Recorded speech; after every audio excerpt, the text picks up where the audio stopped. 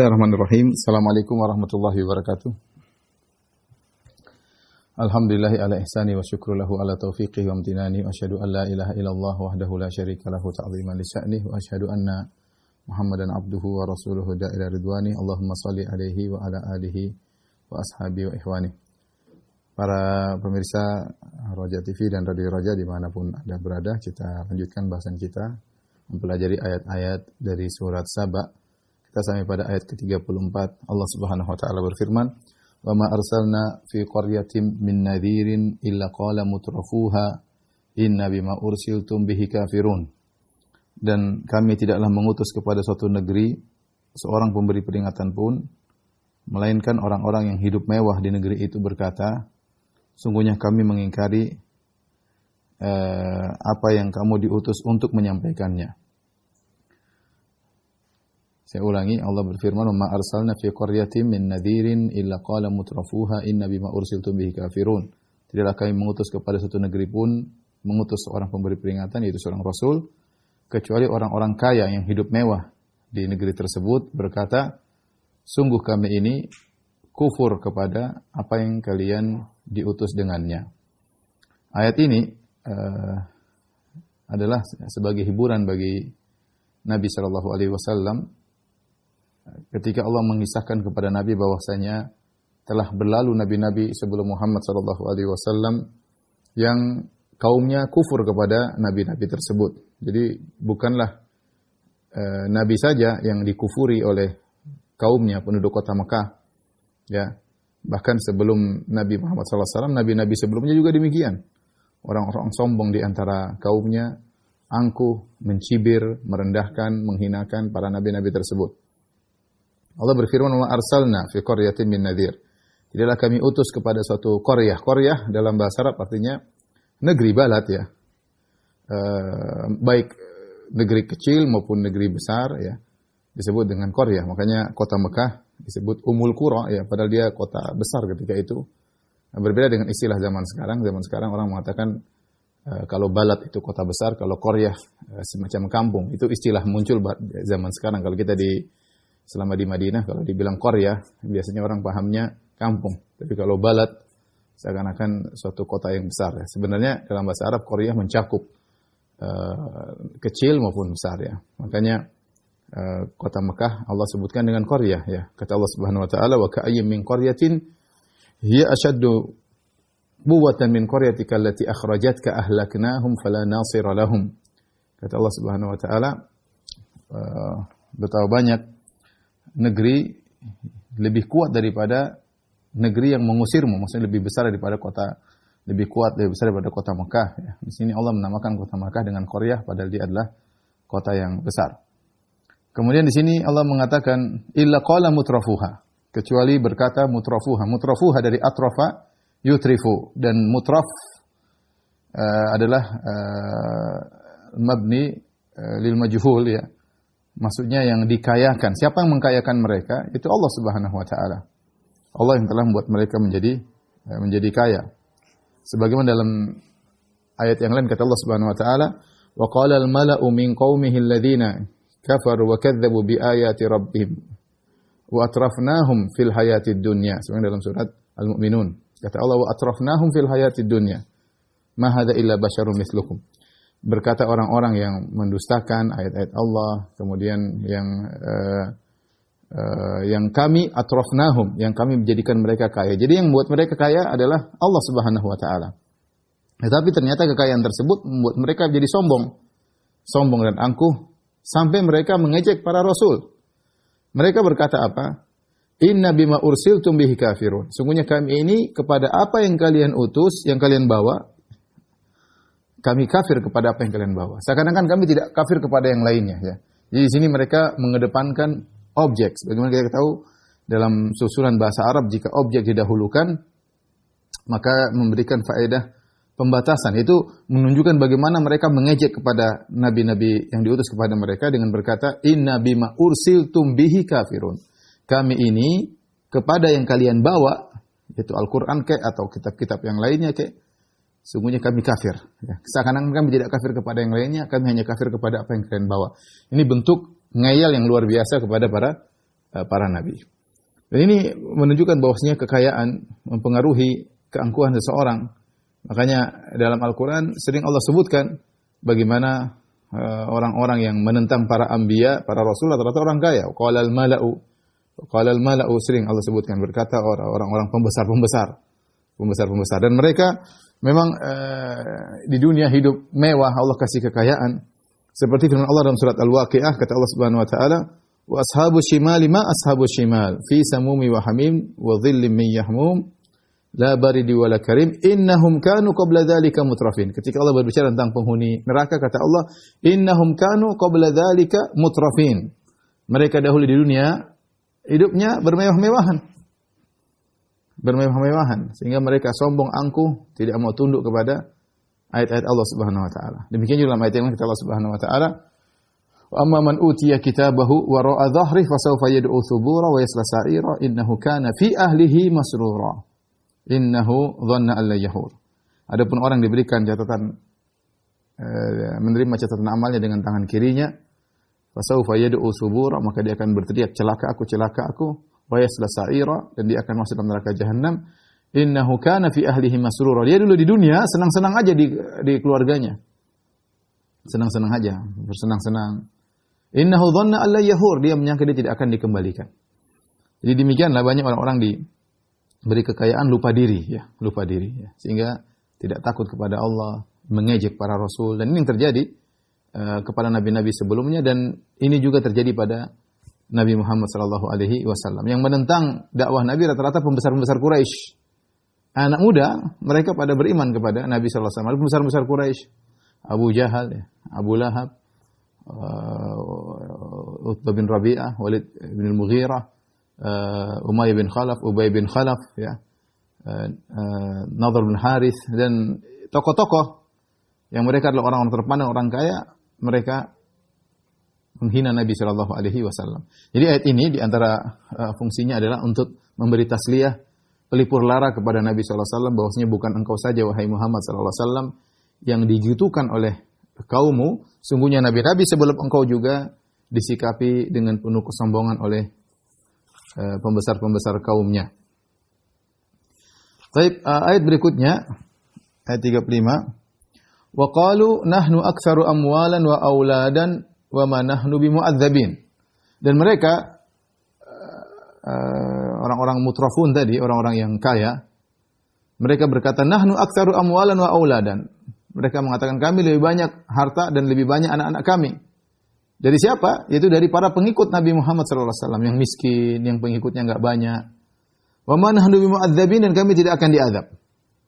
Perhatikan kata mereka, wa qalu nahnu aktsaru amwalan wa auladan wa ma nahnu bimu'adzabin. Kami ini lebih banyak hartanya, lebih banyak anak-anaknya, dan kami tidak bakalan diazab. Ini adalah sungguhnya pendalilan yang sangat aneh, ya, berdalil dengan kenikmatan yang mereka dapatkan di dunia berupa kekayaan dan anak yang banyak sebagai barometer kebenaran, dan ini adalah kengawuran yang mereka ucapkan. Ya. Kemudian mereka dengan bangganya mengatakan wa ma nahnu bimu'adzabin, kami tidak akan diazab. Seakan-akan mereka berkata kepada Rasulullah sallallahu alaihi wasallam, kami tidak bakalan dibangkitkan. Bimu'adzabin, kami tidak akan diazab. Ada sebagian ulama mengatakan maksudnya kami tidak akan dibangkitkan untuk diazab. Ya, tidak ada hari kebangkitan. Hari cuma di dunia, kita senang-senang aja dengan harta kami, dengan anak kami. Tidak ada namanya kami dibangkitkan, diazab, enggak ada. Jadi mereka mengatakan kami tidak bakalan dibangkitkan. Ini tafsiran pertama. Tafsiran kedua, seakan-akan mereka berkata kalau kami pun dibangkitkan, ya, kalau kami pun dibangkitkan, kami akan masuk surga. Karena sebagaimana kami dimuliakan oleh Allah di dunia, kami juga akan dimuliakan oleh Allah di akhirat. Ini metode berpikir mereka. Dan ini juga Allah sebut dalam ayat yang lain dalam surat Fussilat, kata Allah Subhanahu wa taala, "Wa ma adhunnu sa'ata qa'imah wa la irji'tu ila rabbi inna li 'indahu lal husna." Sebagian mereka berkata, aku menyangka tidak ada namanya hari kiamat. Seandainya ada hari kiamat dan aku dikembalikan kepada Rabbku, inna li 'indahu lal husna, maka aku akan mendapati tempat kebaikan di sisi Rabbku. Jadi mereka mengatakan tidak ada hari kiamat. Kalaupun ada hari kiamat, kami mati dibangkitkan, kami juga akan masuk surga. Sebagaimana kami dimuliakan di dunia dengan harta yang banyak, anak-anak yang banyak, di akhirat pun demikian. Dan ini pendalilan yang ngawur. Yang kedua, sikap mengejek para pengikut Nabi Shallallahu Alaihi Wasallam. Karena para pengikut Nabi kebanyakan orang miskin. Karena mereka yang ngajak itu, kalau mereka dimuliakan oleh Allah, harusnya mereka kaya. Kenapa mereka hidup susah? Lihat kami dalam kondisi kaya, pengikut banyak, ya. Sebagaimana kami dimuliakan di dunia, kami juga akan dimuliakan di akhirat. Ya. Dan ini sebenarnya hawa nafsu, ya. Ketika mereka berdalil dengan kekayaan sebagai barometer kebenaran, ya. Mereka tahu itu tidak benar, ya. Itu hawa nafsu, ya. Makanya Allah Subhanahu wa taala bantah setelah itu Allah berfirman, "Qul inna rabbi yabsutur rizqa liman yasha'u wa yaqdir, walakinna aktsaran nasi la ya'lamun." Katakanlah sungguhnya Tuhanku yang melapangkan rizki bagi siapa yang Ia kehendaki, wa yaqdir, dan Dia sempitkan rizki bagi siapa yang Dia kehendaki, walakinna aktsaran nasi la ya'lamun, akan tapi kebanyakan manusia tidak mengetahui, ya. Allah mengatakan kekayaan dan anak yang banyak bukan barometer kebenaran. Allah memberikan harta dan anak-anak kepada yang Allah kehendaki. Bisa jadi orang miskin, bisa jadi orang kafir, bisa jadi orang beriman. Ya, bisa jadi orang beriman, bisa jadi orang kafir. Ya. Di antara orang-orang beriman juga ada yang kaya, ya. Seperti Abu Bakar Siddiq radhiyallahu taala anhu, Utsman bin Affan radhiyallahu anhu, kemudian Abdurrahman bin Auf radhiyallahu taala anhu, nabi-nabi sebelumnya, Nabi Daud, Nabi Sulaiman, ya, yang diberi kekayaan oleh Allah Subhanahu wa taala, ya. Tapi kekayaan bukan barometer kebenaran. Bisa jadi kekayaan dimiliki oleh orang yang benar, orang yang beriman, dan bisa jadi kekayaan dimiliki oleh orang yang kufur. Ya. Dan ini di antara hal yang menjadikan sebagian orang tidak mau meninggalkan keyakinannya ketika dia merasa nyaman. Ya. Baik dia dalam agama kesyirikan, dia merasa nyaman. Saya hidup begini enak kok, sama keluarga, jalan-jalan, mau hura-hura. Dan dia merasa nyaman, rezeki lancar, ya. Kenapa saya harus pindah agama? Dia tidak mau menggunakan akalnya untuk merenungkan tentang keyakinannya, untuk membandingkan dengan agama yang lain. Dia tutup mata. Tidak mau. Apa yang menyebabkan dia tutup mata, tidak mau mendengar, ya, tidak mau menengok kepada ajaran Islam? Karena kenyamanan yang dia rasakan. Atau karena kekhawatiran kenyamanannya bisa berubah kalau dia berubah agama. Ya. Sebagaimana juga kita dapati sebagian kelompok yang terjebak dalam kelompok sesat demikian juga. Ya. Di antara sebab mereka susah keluar dari kelompok sesat tersebut karena merasa nyaman. Nyaman, ada kegiatan, ada ini, ada harta, dia merasa nyaman. Dia takut kalau dia meninggalkan kelompoknya maka akan berubah ekonominya. Sementara kita lihat bagaimana para sahabat, mereka meninggalkan harta mereka, kekayaan yang mereka miliki untuk memeluk Islam. Pengorbanan. Muhajirin secara umum. Lil fuqara'il muhajirin alladziina ukhriju min diyarihim wa amwalihim. Dan orang-orang fakir dari kaum muhajirin yang mereka diusir dari negeri mereka dan dipisahkan dari harta mereka. Yabtaguna fadlan minallahi wa ridwana, yang mereka mencari karunia Allah dan keridhaan Allah Subhanahu wa taala. Lihatlah bagaimana Sa'ad bin Abi Waqqas, ya, di Mus'ab bin Umair radhiyallahu taala anhu, yang tadinya seorang pemuda, a'taru syababi Makkah, disebut orang paling harum di Mekah. Mus'ab bin Umair, ya, kulitnya sangat halus, dari jarak jauh sudah tercium keharumannya, aroma wangi tubuhnya.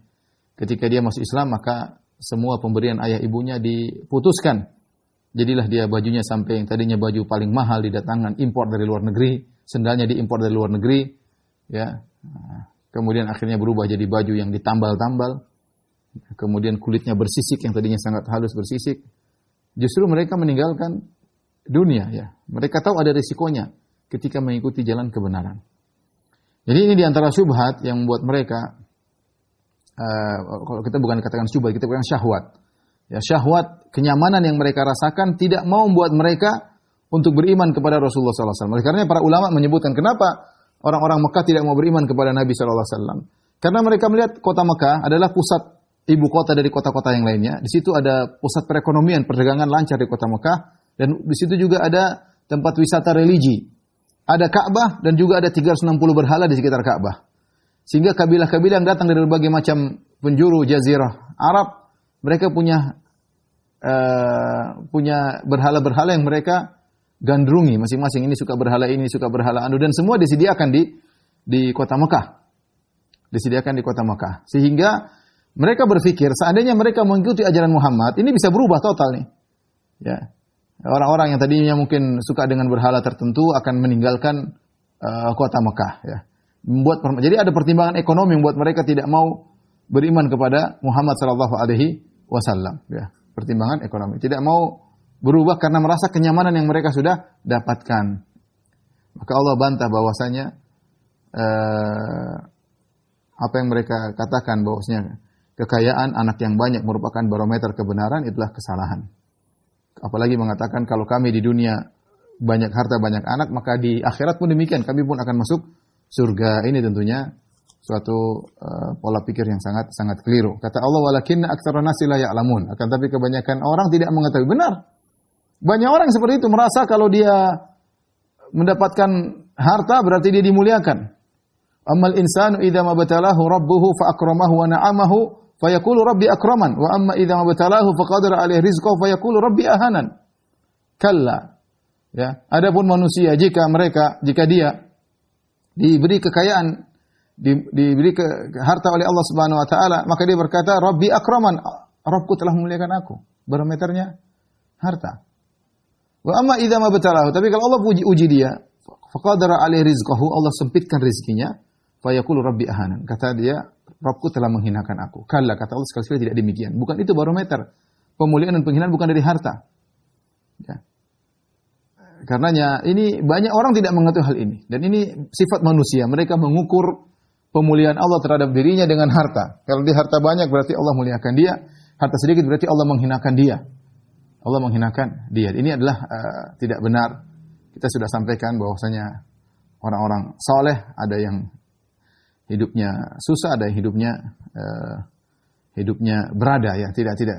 Para anbiya pun demikian. Ada yang kaya, Nabi Daud, Nabi Sulaiman, ada yang hidup pas-pasan Nabi Muhammad sallallahu alaihi wasallam, sehingga Nabi sallallahu alaihi wasallam saja ketika meninggal harus berhutang kepada Yahudi menggadaikan baju perangnya.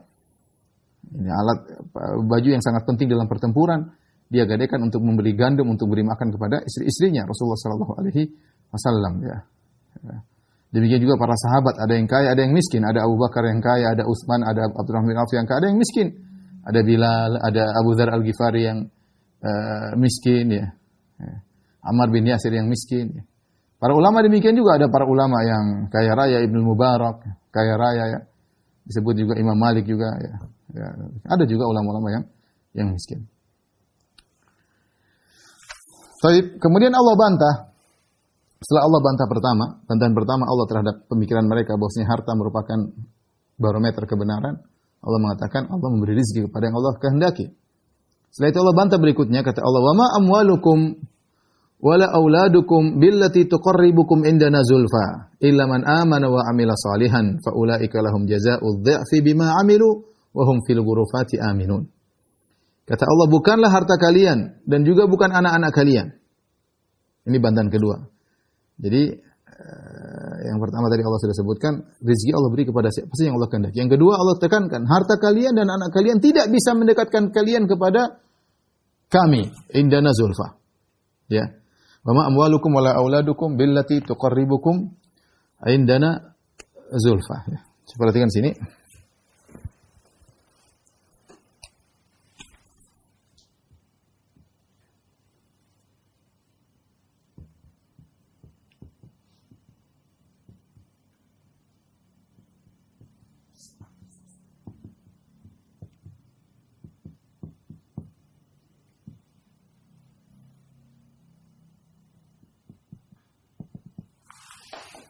Kata Allah Subhanahu wa taala, bukanlah harta kalian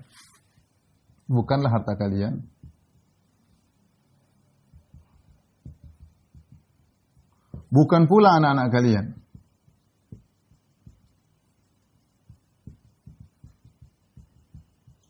yang mendekatkan kalian kepada di sisi kami dengan kedekatan, yang mendekatkan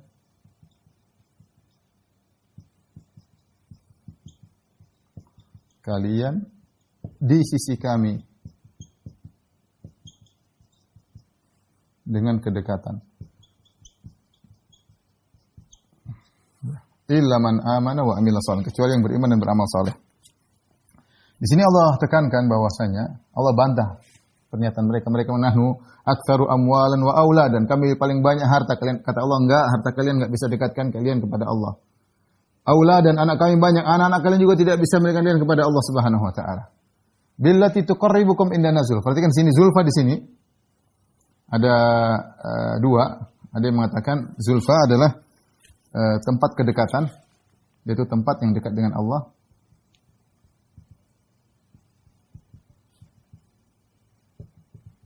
Sehingga zulfa sini adalah maf'ul bih. Zulfa i'rabnya adalah maf'ul bih. Bisa juga zulfa artinya kedekatan. Sehingga i'rabnya adalah zulfa itu i'rabnya adalah maf'ul mutlaq. Yang artinya tuqarribukum indana takriban. Tuqarribukum indana takriban. Itu yang mendekatkan kami dengan sedekat-dekatnya. Ya. Ini maf'ul mutlak. Ya. Ini dua pendapat di kalangan para ahli tafsir. Perhatikan di sini indana. Allah menggunakan kata inda di sisi kami. Bukan ila. Allah tidak menggunakan kata ila kepada kami. Ilaina ya. Kenapa? Karena kedekatan di sini maksudnya adalah kedekatan manzilah. Kedekatan manzilah yaitu kedudukan. Kedudukan seseorang, kemuliaan. Bukan kedekatan tempat. Ya, bukan kedudukan tempat ya, bukan. Kalau kedudukan tempat maka menggunakan ila ya. Kemudian Allah mengatakan illa man amana wa amila salihan. Illa man amana wa amila salihan. Kecuali illa di sini kalau kita mau artikan maknanya walakin, tetapi ya. Tetapi man amana wa amila salihan, yaitu yang beriman dan beramal saleh. Beriman dan beramal saleh. Yaitu yang beriman dan beramal salehlah yang bisa mendekatkan kalian kepada Allah. Jadi para pemirsa Raja TV radhiyallahu anhu dimanapun Anda berada, kalau Anda ingin dekat dengan Allah tidak ada jalan kecuali beriman, beramal saleh. Ya. Beriman dan beramal saleh. Kita tidak dekat dengan Allah karena nasab kita.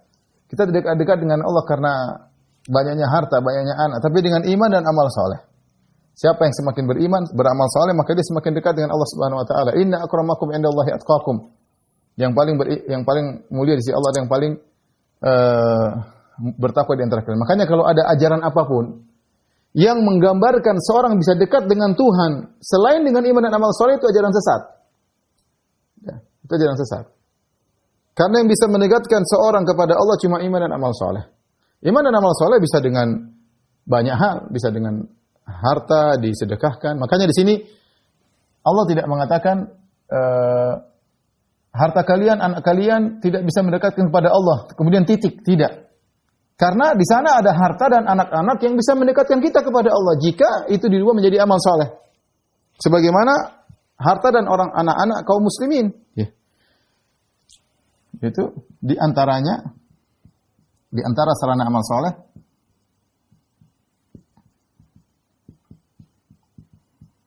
harta dan anak-anak. Ini bisa mendekatkan kita. Harta yang kita infakkan jalan Allah. Sangat mudah mendekatkan itu kepada Allah. Anak-anak yang kita didik menjadi anak soleh. Ini amal soleh bagi kita. Ya, mendoakan kita setelah kita meninggal dunia. Ya. Jadi tidak Allah ketika menolak atau membantah pernyataan orang musyrikin yang mengatakan harta dan yang banyak, anak yang banyak mendekatkan diri kepada Allah, Allah bantah, tapi Allah tidak bantah secara mutlak. Allah mengatakan kecuali. Tetapi jika orang beriman beramal soleh, ya, di antaranya yang memiliki harta dia infakkan di jalan Allah, yang memiliki anak-anak dia didik, ya, maka akan mendekatkan dia kepada Allah Subhanahu wa taala. Maka seorang berusaha memiliki anak yang banyak, yang soleh. Oleh karenanya sampai disebutkan, kita sudah pernah baca, ceritakan tentang kisah Umar bin Khattab. Umar bin Khattab mengatakan, sampai saya terkadang tidak berhasad kepada seorang wanita. Saya sengaja untuk menggaulinya supaya saya punya anak. Supaya saya punya anak. Supaya saya punya anak. Karena anak yang soleh adalah aset bagi seorang. Ketika sudah meninggal dunia, kata Nabi SAW, idza mata ibnu Adam, in qata amru illa min thalath. Kalau anak Adam meninggal dunia, terputus amalan kecuali dari 3. Yang pertama kata Nabi, waladun sholihin yad'ulahu, anak soleh yang mendoakannya. Anak soleh yang mendoakannya. Maka seorang berusaha, ya. Punya harta yang banyak, berusaha. Harta ini sangat mudah memberikan diri kepada Allah, berinfak. Dalam Al-Quran terlalu banyak. Allah mengatakan anfiku.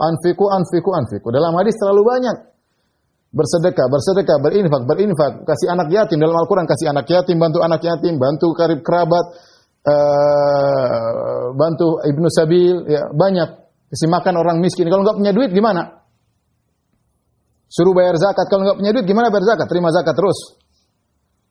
Oleh karenanya harta tidak tercela pada zatnya, ya, tapi tercela pada pengelolanya. Kalau dikelola dengan cara yang buruk tercela. Tapi harta pada zatnya tidak tercela. Kalau harta tercela secara zatnya, kenapa Sulaiman, Daud alaihi wassalam jadi orang kaya? Tetapi jika dikelola dengan baik, maka mendekatkan seorang kepada Allah Subhanahu wa taala. Maka saya ingat kepada kawan-kawan yang kebetulan memiliki harta yang banyak. Terus ngapain punya harta banyak-banyak? Akhi, ya ukhti, ente sudah kaya, sudah punya harta. Terus mau apa lagi? Ya. Udah makan ya makan segitu, mau kaya uang triliun-triliun makanya segitu aja. Bahkan makan mungkin setengah piring karena takut kena gula, takut kena jantung lah, apalah, makan sedikit-sedikit. Terus harta yang simpan banyak buat apa? Mobil berapa? Mobil 10 yang naik cuma 1. Ya. Rumah banyak yang tinggal cuma 1. Maka jadikan harta Anda aset di akhirat sudah. Sedekahkan di jalan Allah Subhanahu wa taala, bukan berarti mentelantarkan anak dan keluarga, tidak. Beri kecukupan kepada mereka, sisanya berinfak di jalan Allah. Sebelum maut menjemput tidak sempat lagi untuk berinfak, ya. Baik. Kata Allah Subhanahu wa taala, "Faulaika lahum jazaa'ud dhi'fi ma 'amilu." Mereka itulah orang-orang yang mendapatkan balasan berlipat ganda. Dan ini sudah jelas bahwasanya amal soleh pasti dibalas berlipat ganda. Minimal 10 kali lipat, ila 700 dha'fin, atau 700 kali lipat, ila adha'afin katsira, atau lebih daripada itu, terserah Allah Subhanahu wa taala. Sebagian pahala tanpa hisab, luar biasa. Innama yuwaffas sabiruna ajran bighairi hisab. Sesungguhnya orang sabar diberi pahala sangat banyak tanpa hisab. Yang minimal 10 kali lipat. Beda dengan kalau maksiat 10 kali lipat. Maka apakah kalau kebaikan minimal 10 kali lipat atau 700 lebih daripada itu? Yang bisa kapan jadi 10 kali lipat, kapan lebih daripada itu, tergantung kekuatan amal seseorang. Hal jazaa'ul ihsani ila ihsan. Tidaklah balasan kebaikan kecuali kebaikan pula, maka seorang semakin tulus niatnya, semakin ikhlas niatnya, ya, semakin bersungguh-sungguh, semakin sesuai dengan sunnah Nabi SAW, maka semakin tinggi berlipat-lipat pahala yang dia dapatkan. Kata Allah Subhanahu wa taala, "Wa hum fil ghurufati aminun." Mereka al-ghurufat al-ghurfah yaitu tempat tinggal yang tinggi, ya, tempat tinggal yang tinggi, dan mereka aman di atas tempat tinggal tersebut di surga, ya. Aman dari segala hal yang membuat mereka khawatir. Makanya di sini Allah tidak menyebutkan aman dari apa? Wa hum fil ghurufati aminun, mereka aman di istana di surga yang tinggi. Aman dari apa? Allah tidak sebut. Dalam kaidah tafsir, jika tidak disebutkan muta'allaq atau tidak disebutkan maf'ul bihnya, maka memberikan keumuman. Aman dari apa? Aman dari kesedihan, tidak ada kesedihan. Aman daripada kekhawatiran, tidak ada kegelisahan. Aman dari khawatir nikmat yang terputus. Aman dari khawatir nikmat yang hilang. Itu di dunia kita ada kekhawatiran. Kita khawatir terhadap diri kita terkadang. Kita khawatir terhadap anak-anak kita. Aduh, anak gimana ya kalau udah gede? Kalau saya meninggal gimana? Khawatir diri kita, bagaimana usaha kita khawatir. Apakah masih bisa bertahan masa pandemi seperti ini? Nggak tahu ke depan kayak apa. Ya. Banyak kekhawatiran, mau kita cuek nggak bisa cuek. Ya. Tetap ada kekhawatiran. Itulah dunia. Adapun akhirat, aminun, aman dari segala macam kekhawatiran. Ya. Kesedihan, tidak ada, semuanya hilang dari orang yang sudah masuk surga. Kemudian ayat berikutnya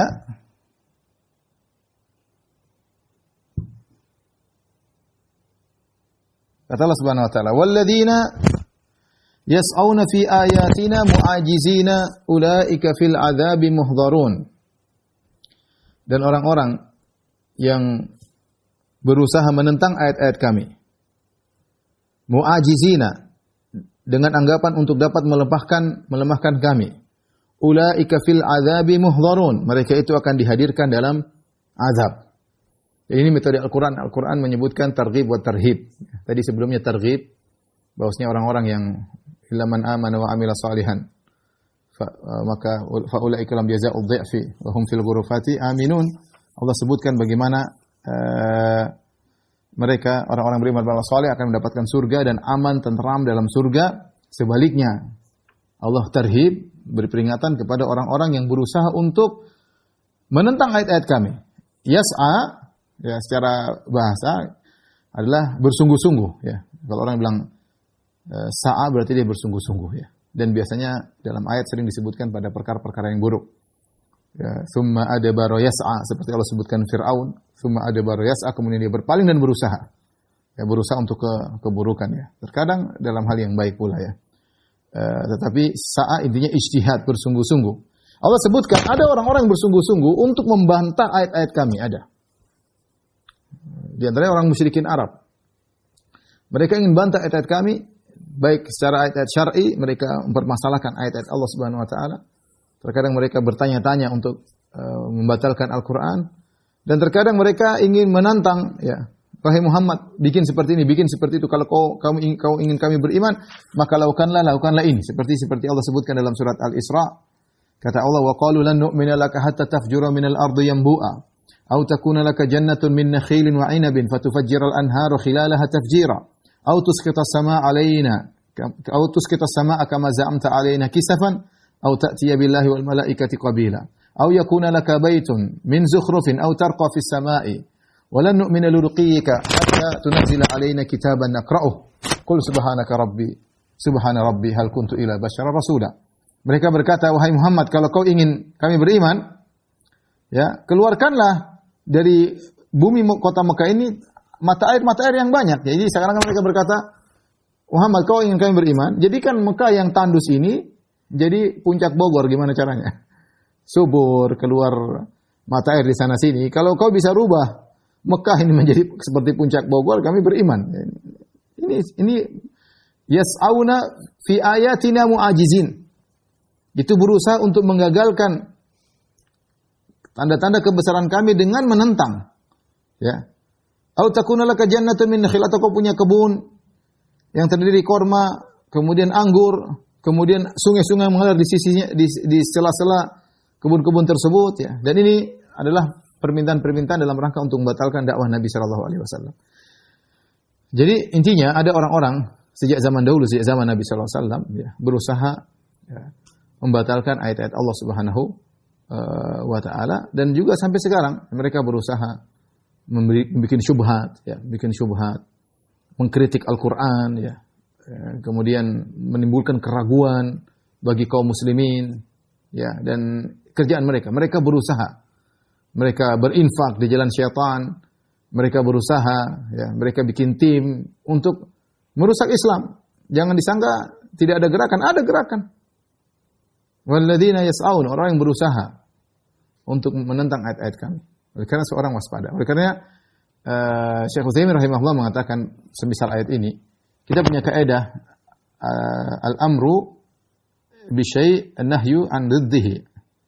Perintah terhadap sesuatu berarti larangan terhadap lawannya. Dan sebaliknya, an-nahyu an syai'in al-amru bi diddihi. Larangan terhadap sesuatu, kaidah larangan terhadap sesuatu berarti perintah terhadap lawannya. Saya ulangi. An-nahyu an syai'in al-amru bi diddihi. Melarang sesuatu berarti perintah terhadap lawannya. Ketika Allah melarang orang-orang yang ingin menentang ayat-ayat Allah, berarti bisa dipahami Allah memerintahkan kita untuk memperkuat ayat-ayat Allah Subhanahu wa taala.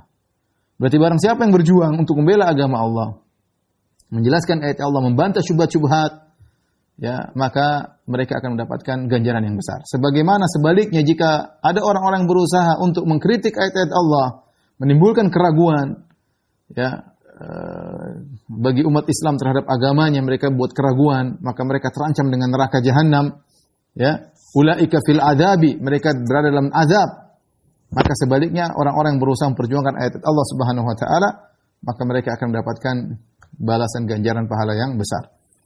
Bagaimana nasib mereka? Kata Allah, ulaika fil adabi muhdharun, mereka akan dihadirkan dalam azab, ya. Dan mereka tidak mau masuk neraka, ya. Tapi akan datang malaikat Zabaniyah yang akan untuk menggiring mereka ke dalam neraka jahanam. Wa nasuqul mujrimina ila jahannam wirda. Kami akan menggiring orang-orang kafir ke neraka jahanam. Ya. Sebagaimana hewan-hewan digiring, ya. Wasiqal ladzina kafaru ila jahannam zumara. Ya. Orang-orang kafir digiring menuju neraka jahanam. Allah mengatakan mereka tidak mau hadir, Allah hadirkan. Tsumma lanuhdhirannahum. Ya, kami akan hadirkan mereka. Ya. Kemudian kata Allah Subhanahu wa taala, yauma yud'auna ila nari jahannam da'a. Hari di mana mereka akan didorong dengan sekeras-kerasnya kepada neraka jahanam. Dihadirkan, enggak mau mereka hadir ke neraka jahanam. Siapa yang mau? Tapi mereka digeret, dihinakan, digeret di atas wajah mereka, didorong dengan kuat. Ya, di dunia kenapa mereka berusaha untuk menggagalkan ayat-ayat Allah? Berusaha untuk menentang ayat-ayat Allah, bikin syubhat melulu. Bikin orang Islam ragu dengan agamanya. Ya. Senang, mereka bersenang-senang, dapat duit mungkin, dapat bonus, ya. Senang-senang aja. Ya. Menentang syariat Allah Subhanahu wa taala, bikin syubhat masalah. Jilbablah bikin syubhat masalah. Salatlah bikin syubhat. Masalah akidahlah banyak yang mereka lakukan hanya untuk kesenangan sementara. Pada akhirat, di akhirat kelak mereka akan dihadirkan untuk merasakan azab yang pedih. Meskipun mereka tidak mau hadir.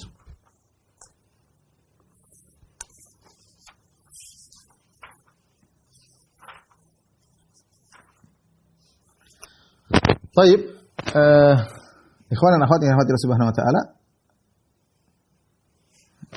Kita sampai pada ayat yang terakhir pada pertemuan kali ini. Yang kalau ada yang bertanya saya persilahkan, ya. Allah Subhanahu wa taala berfirman, "Qul inna rabbi yabsutur rizqa liman yasha'u min ibadihi." Katakanlah sungguhnya Rabbku membentangkan rizkinya liman yasha'u min ibadihi, kepada hamba-hamba yang Dia kehendaki.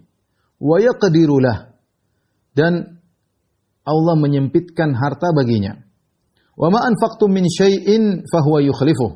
Apa yang kalian infakkan apapun, maka Allah akan menggantikannya.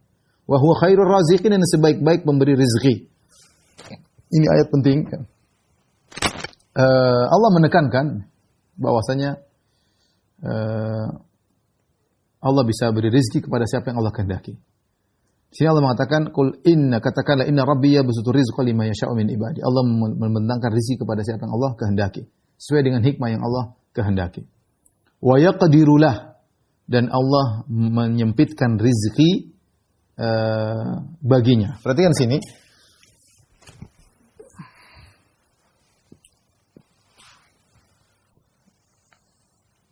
Qul inna rabbi yabsutur rizqa liman yasha'u min ibadi wa yaqdiru lah, kata Allah. Wa yaqdiru lahu. Kebanyakan ayat di sini ada lahu, ya. Kebanyakan dalam ayat-ayat yang lain Allah selalu menggunakan kata alaihi. Biasanya begini, alaihi, atasnya, menyempitkan. Yaqdir artinya menyempitkan. Menyempitkan, tapi di sini baginya. Baginya. Biasanya Allah menggunakan kata atasnya. Menyempitkan atasnya. Ini bikin dia sempit atasnya. Seperti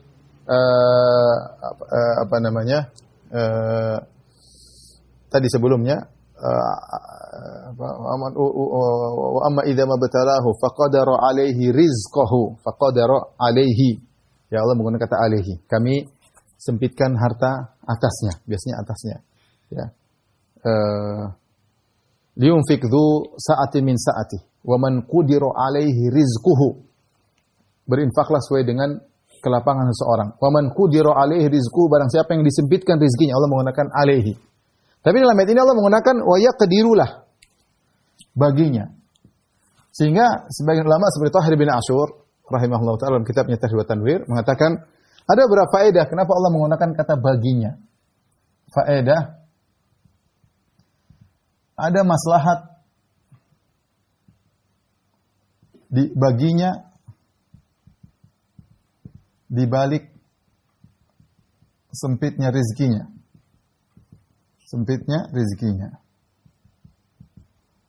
Apa maslahat tersebut? Ya, memang secara zahir kelihatannya susah, orang rezeki sempit ya, berarti dia sebenarnya kayaknya kesulitan. Tapi kata beliau, Allah menggunakan kata lahu, berarti ada suatu maslahat baginya. Di antaranya misalnya selamat dari hisab yang panjang.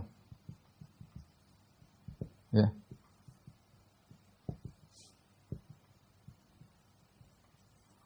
Seorang yang hartanya sedikit, dia selamat dari hisab yang panjang, sehingga tidak direpotkan dengan hisab. Karena ketika diaudit oleh Allah tidak mudah seorang untuk bisa selamat daripada hisab tersebut. Ya. Kemudian di antara kata beliau, di antara faedah adalah mendapat pahala besar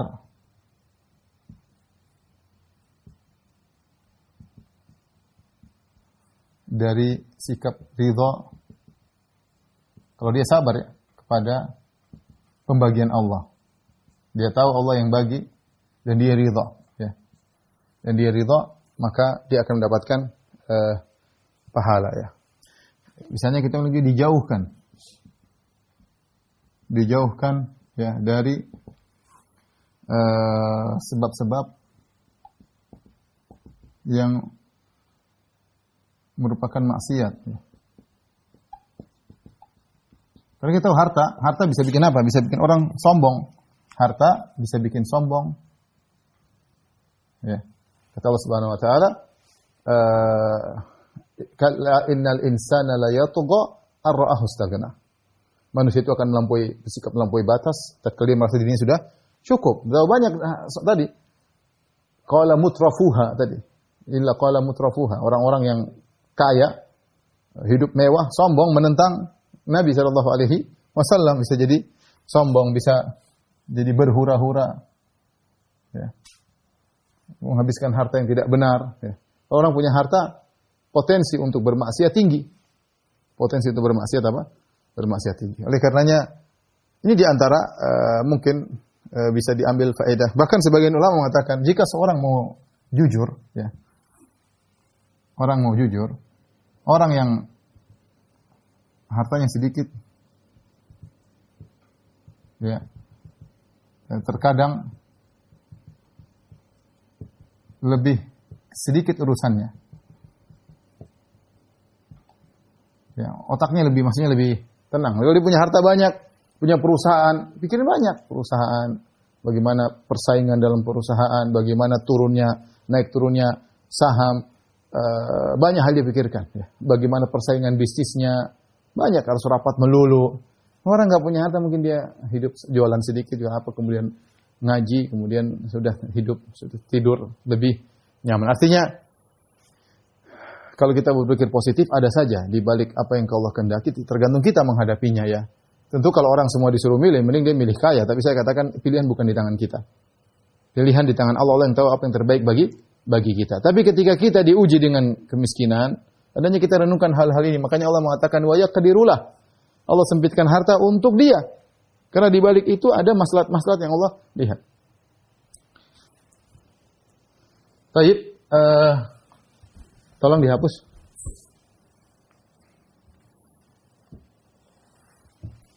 Setelah itu Allah Subhanahu wa taala berfirman, sudah. Oh, putar dulu. Wa ma anfaqtum min syai'in fahuwa yukhlifuh. Ini ayat penting, kita tutup pembahasan kita pada kesempatan malam hari ini. Wa ma anfaqtum min syai'in fahuwa yukhlifuh. Apa saja yang kalian infakkan, fahuwa yukhlifuhu, maka Allah akan menggantikannya. Wa huwa khairur raziqin, ya. Wa huwa khairur raziqin, dan dia sebaik-baik pemberi rezeki. Min syai'in fahuwa yukhlifuhu wa huwa khairur raziqin. Wa ma anfaqtum, sini ma syartiyah, ya. Apa saja, artinya apa saja yang kalian infakkan.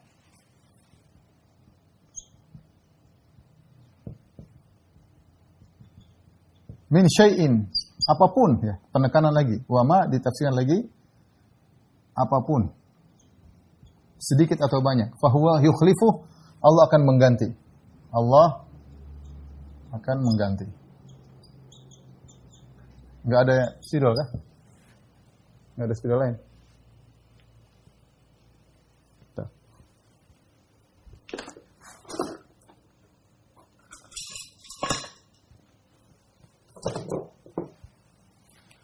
Wa huwa khairur raziqin, dan dia sebaik-baik pemberi rezeki.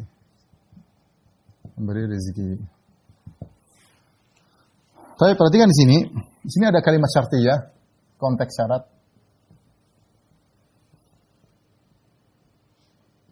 Sehingga memberikan faedah keumuman, ya, dalam dua hal, perhatikan, bersifat umum, sini juga bersifat umum.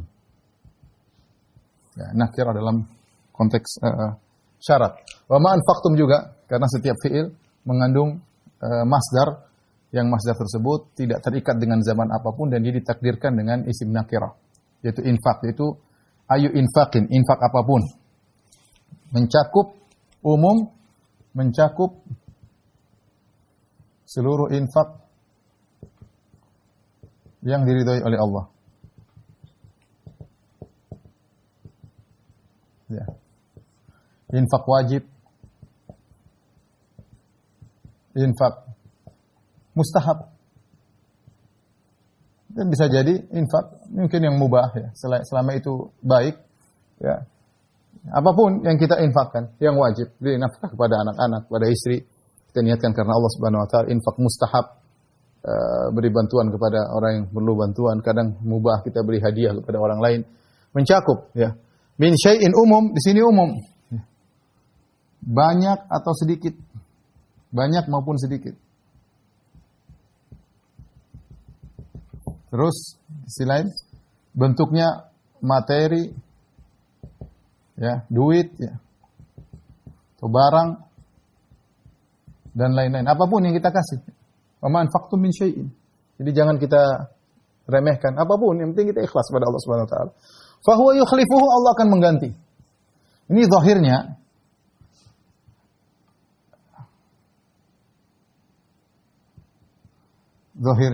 di dunia sebelum di akhirat.